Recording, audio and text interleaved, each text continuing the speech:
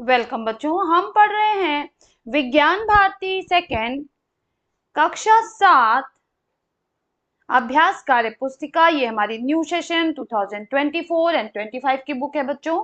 आज हम पढ़ने वाले हैं इकाई 11 पौधों में जनन। हमारा पहला प्रश्न है, निम्नलिखित कथनों को ध्यानपूर्वक पढ़कर सही विकल्प चुनिए। कथन 1, पुंकेसर पुष्प के नर जनन अंग है।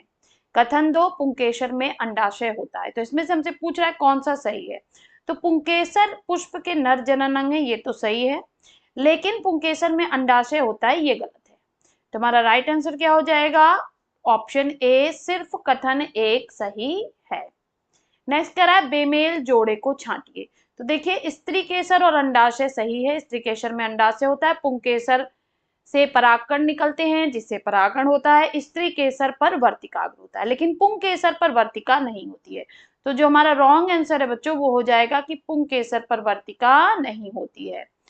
नेक्स्ट हमसे कह रहा है, अपने आसपास के परिवेश में पाए जाने वाले पुष्पों के नाम लिखिए। तो आप अपने हिसाब से लिख सकते हैं बच्चों, चमेली, कनेर, गुलाब, सूरजमुखी, गेंदा, गुलदाउदी, गुड़हल, चंपा। नेक्स्ट करा, निम्नलिखित में से किस पुष्प में फल एवं बीज का निर्माण संभव है? बॉक्स में सही का निशान लगाइए। तो बच्चों आपको यहाँ पर क्लियर नहीं दिख रहा है, लेकिन इस वाले पुष्प में जो है इसमें कुछ भी नहीं है, ना स्त्री केसर है ना पुंकेसर है। इसमें केवल स्त्री केसर है तो इसमें भी नहीं होगा, इसमें केवल पुंकेसर है तो इसमें भी नहीं होगा। इसमें स्त्री केसर और पुंकेसर दोनों है, इसलिए फल और बीज का निर्माण इस वाले पुष्प में होगा।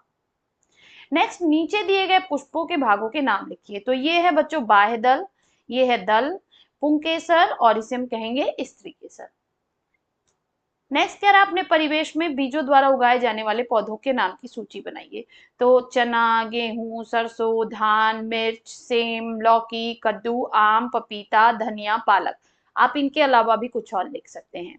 ऐसे पुष्प जिनमें केवल पुंकेसर या केवल स्त्री केसर होता है एक लिंगी पुष्प कहलाता है, जैसे पपीता। ऐसे पुष्प जिनमें पुंकेसर एवं स्त्री केसर दोनों पाए जाते हैं द्विलिंगी पुष्प कहलाते हैं, जैसे सरसों। इसी आधार पर निम्नलिखित पुष्पों में एक लिंगी और द्विलिंगी पुष्प पहचानिए। तो कद्दू, कद्दू एक लिंगी होता है, गुड़हल द्विलिंगी होता है, लौकी एक लिंगी, खीरा एक लिंगी, सेम द्विलिंगी, मटर द्विलिंगी। नेक्स्ट हमसे कह रहा है कि निम्नलिखित सूची में फलदार पादपों या वृक्षों के नाम लिखिए। इनके फलों में पाए जाने वाले बीजों का अवलोकन कर उनकी संख्या लिखिए। पपीता, पपीते में असंख्य बीज पाए जाते हैं। आम, आम में एक बीज पाया जाता है। मटर, मटर में असंख्य। तरबूज, तरबूज में भी असंख्य। लीची, लीची में एक। सेब में असंख्य। नींबू में असंख्य। नेक्स्ट कह रहा है कि सूची में दिए गए पेड़ पौधों को बीजों में प्रकीर्णन का माध्यम लिखिए। मदार या आक, इसमें किसके द्वारा होता है? वायु द्वारा। चिलबिल या चिरौल, इसमें भी वायु द्वारा। पीपल, पीपल में चिड़िया द्वारा। बरगद, बरगद में चिड़िया द्वारा। नारियल, नारियल में जल द्वारा। सहजन, सहजन में वायु द्वारा। अब बच्चों यहाँ पर एक प्रश्न आता है कि आखिर प्रकीर्णन क्या होता है? परागण तो हमने समझ लिया कि एक पुष्प से परागकण दूसरे पुष्प पर जाते हैं तो उसे हम परागण कहते हैं। पर प्रकीर्णन क्या है? प्रकीर्णन है बच्चों जब हमारा बीज का निर्माण हो जाता है। मान लीजिए कि बीज का निर्माण हमारा हो गया पौधे में, अब इस बीज को अपने मदर प्लांट के पास ना उगकर कहीं और उगना है, तो ये क्या करेगा? यहां से ये किसी और स्थान पर जाएगा।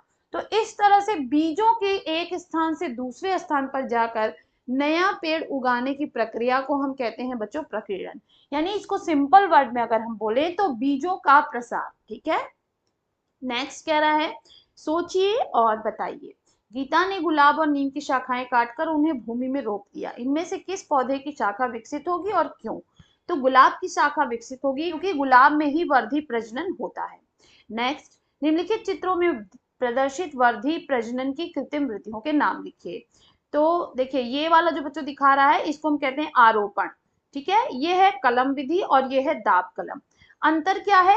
आरोपण में किसी दूसरे पौधे की डाल को पहले पौधे की डाल पर कटिंग करके लगाया जाता है। कलम विधि में जैसे गुलाब की छोटी छोटी डालियां आपने काट ली और उसको जमीन में बो दिया, तो इसको हम कहेंगे कलम विधि। दाब कलम क्या होता है कि पेड़ में से किसी एक डाली को लेके हम मिट्टी में दबा देते हैं, फिर जब उससे जड़ निकल जाती तो उसको हम उखाड़ कर कहीं और लगा देते हैं, तो इसको हम कहते हैं दाब कलम। निम्नलिखित में कौन पौधे के किस भाग से उगता है? तो बीजों द्वारा उगने वाले इसमें से है मटर और गेहूं, जड़ द्वारा डहेलिया शकरकंद, तने द्वारा आलू गन्ना और पत्ती द्वारा उगने वाला है अजूबा। नेक्स्ट कह रहा है कि नीचे दिए गए चित्र में पुष्प ए में परागकण परागकोश से निकलकर उसी पुष्प के वर्तिका पर पहुंच रहे हैं, जबकि दूसरे चित्र में पुष्प ए के परागकण दूसरे पुष्प बी पर पहुंच रहे हैं। अतः दिए गए चित्र में परागकण की इन प्रक्रियाओं के नाम लिखिए। तो देखिए बच्चों, इसमें क्या हो रहा है, यहाँ से परागकण निकलकर इसी पेड़ पे आ रहा है, तो इसको हम कहते हैं स्वपरागण। और इस दूसरे में क्या हो रहा है, दूसरे में बच्चों हमारा ये हो रहा है कि परागकण यहाँ से निकलकर दूसरे पुष्प पे जा रहा है, तो इसको हम कहते हैं परपरागण। यानी अगर एक ही पुष्प का परागकण निकलकर उसी पुष्प पर या उसी पौधे के किसी दूसरे पुष्प पर जाता है तो उसे हम स्वपरागण कहते हैं। परंतु यदि किसी पेड़ के पुष्प से परागकण निकलकर किसी दूसरे पेड़ के पुष्प के वर्तिकाग्र पर जाता है तो हम इसे परपरागण कहते हैं। नेक्स्ट क्वेश्चन कह रहा है चित्र में प्रदर्शित क्रिया का नाम लिखिए।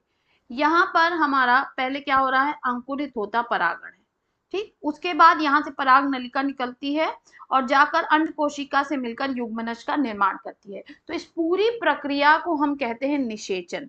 तो ऑप्शन ए सही हो जाएगा और उत्तर में हम लिख देंगे निषेचन। यहाँ पर बच्चों हमारा ये लेसन भी समाप्त होता है, फिर मिलेंगे नेक्स्ट वीडियो में एक और लेसन के साथ। तब तक के लिए पढ़ते रहिए, आगे बढ़ते रहिए। बाय बाय बच्चों।